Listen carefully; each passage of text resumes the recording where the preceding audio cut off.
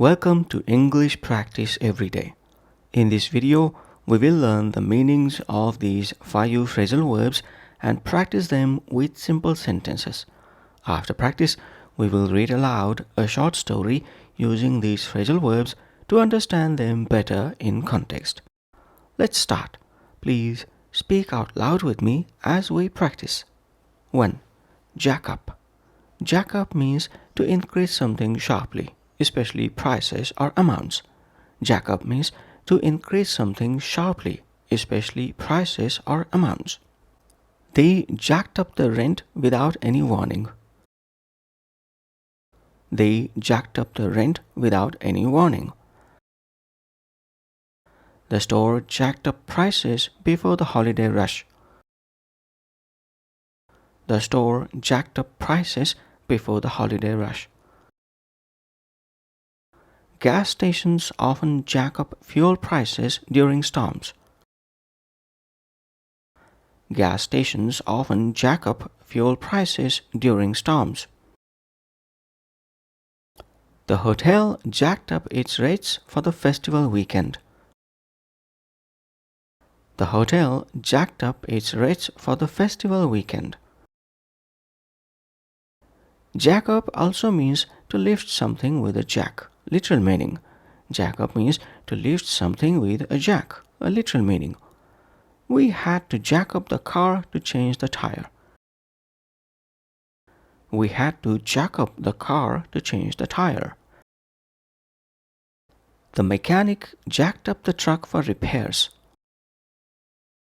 The mechanic jacked up the truck for repairs. Sam jacked up the couch to retrieve his phone. Sam jacked up the couch to retrieve his phone. They used a hydraulic lift to jack up the platform.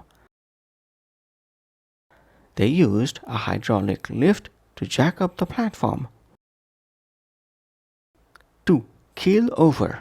Keel over means to fall over suddenly, often due to fainting or illness. Keel over means to fall over suddenly, often due to fainting or illness. The old man keeled over in the heat. The old man keeled over in the heat. Kim felt dizzy and almost keeled over. Kim felt dizzy and almost keeled over. Joe suddenly keeled over during the race. Joe suddenly keeled over during the race. Mom thought I was joking when I keeled over, but it was serious. Mom thought I was joking when I keeled over, but it was serious. 3. Issue forth. Issue forth means to come out or flow out from somewhere, used in formal or literary way. Issue forth means to come out or flow out from somewhere, used formally or in a literary way. Cheers issued forth from the crowd. Cheers issued forth from the crowd. Smoke issued forth from the chimney. Smoke issued forth from the chimney. Music issued forth from the open window.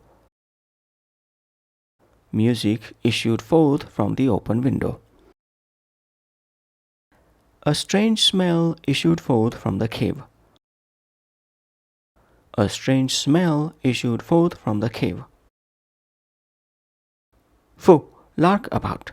Lark about means to behave in a silly, playful way, used in British English in an informal way.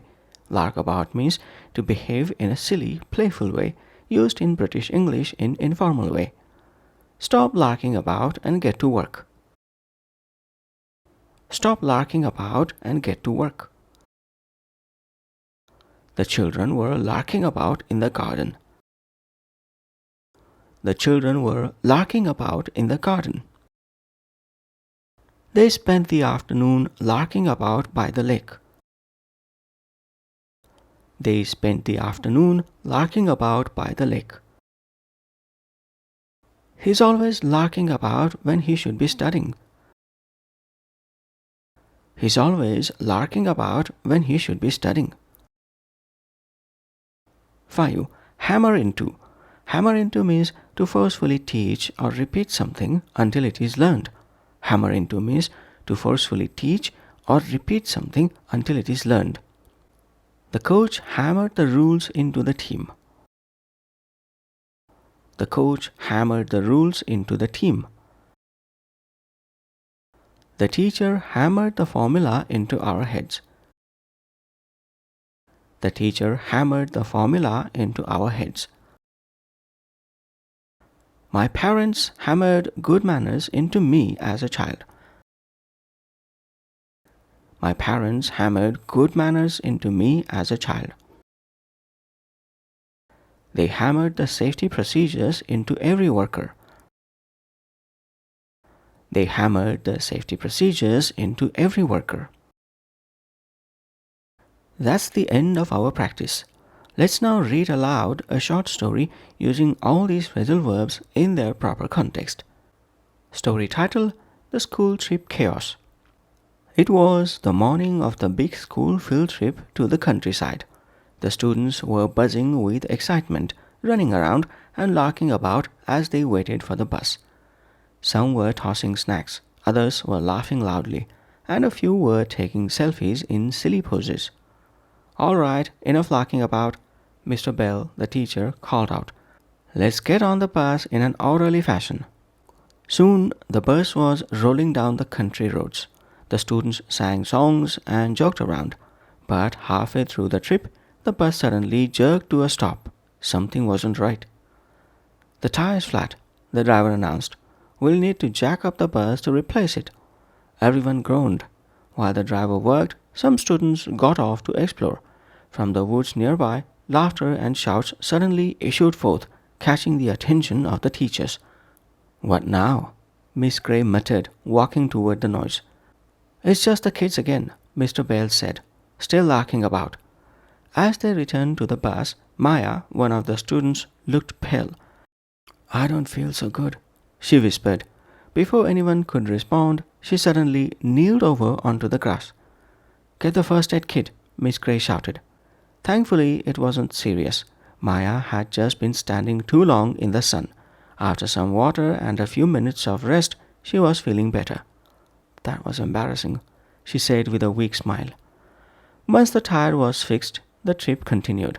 They finally reached the village market, but the excitement quickly turned to disappointment.